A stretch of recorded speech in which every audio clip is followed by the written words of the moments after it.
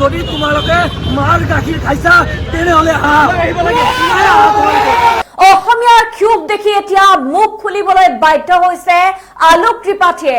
আৰ্যনগৰত যিদৰে অসমীয়া গো বেগ ধ্বনি দিয়া পৰিলক্ষিত হৈছিল, সেই গো বেগ ধ্বনি দিয়া সন্দৰ্ভত এতিয়া মন্তব্য প্ৰকাশ কৰিছে, নিজৰ প্ৰতিক্ৰিয়া ব্যক্ত কৰিছে আলোক ত্ৰিপাঠীয়ে। যিহেতু আজি দেখা গৈছিল আলোক ত্ৰিপাঠীৰ বাসগৃহ ঘেৰাও কৰা পৰিলক্ষিত হৈছিল, অসমীয়াৰ তেজত ক্ষোভৰ জোৱাৰ উঠা পৰিলক্ষিত হৈছিল, ঘেৰাও কৰি পৰিস্থিতি উত্তপ্ত কৰি তোলা পৰিলক্ষিত হৈছিল। আৰু এই প্ৰতিক্ৰিয়া দেখি ৰাইজৰ ক্ষোভৰ উদ্গীৰণ দেখি এতিয়া মুখ খুলিবলৈ বাধ্য হৈছে আলোক ত্ৰিপাঠী। আৰু অৱশেষত আলোক ত্ৰিপাঠীয়ে মুখ খুলি কৈছে যে কোনেও অসমীয়া গো বেগ ধ্বনি দিয়া নাই।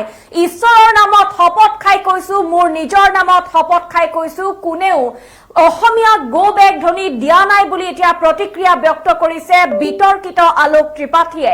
মই 100% মই ঈশ্বৰক মই বিশ্বাস কৰো, মই নিজক মই শপত খাই কৈছো আৰু ঈশ্বৰক মই শপত খাই কৈছো যে মই আৰু মোৰ লগত যিকেইজন আছিলে কোনো অসমীয়া গো বেগ তাত কোৱা নাই। যদি তোমালোকে মাৰ গাখীৰ খাইছা তেনেহলে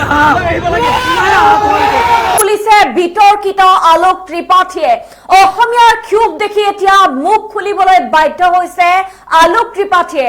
আৰ্যনগৰত যিদৰে অসমীয়া গো বেগ ধ্বনি দিয়া পৰিলক্ষিত হৈছিল, সেই গো বেগ ধ্বনি দিয়া সন্দৰ্ভত এতিয়া মন্তব্য প্ৰকাশ কৰিছে, নিজৰ প্ৰতিক্ৰিয়া ব্যক্ত কৰিছে আলোক ত্ৰিপাঠীয়ে। যিহেতু আজি দেখা গৈছিল আলোক ত্ৰিপাঠীৰ বাসগৃহ ঘেৰাও কৰা পৰিলক্ষিত হৈছিল, অসমীয়াৰ তেজত ক্ষোভৰ জোৱাৰ উঠা পৰিলক্ষিত হৈছিল, ঘেৰাও কৰি পৰিস্থিতি উত্তপ্ত কৰি তোলা পৰিলক্ষিত হৈছিল। আৰু এই প্ৰতিক্ৰিয়া দেখি ৰাইজৰ ক্ষোভৰ উদ্গীৰণ দেখি এতিয়া মুখ খুলিবলৈ বাধ্য হৈছে আলোক ত্ৰিপাঠী। আৰু অৱশেষত আলোক ত্ৰিপাঠীয়ে মুখ খুলি কৈছে যে কোনেও অসমীয়া গো বেগ ধ্বনি দিয়া নাই।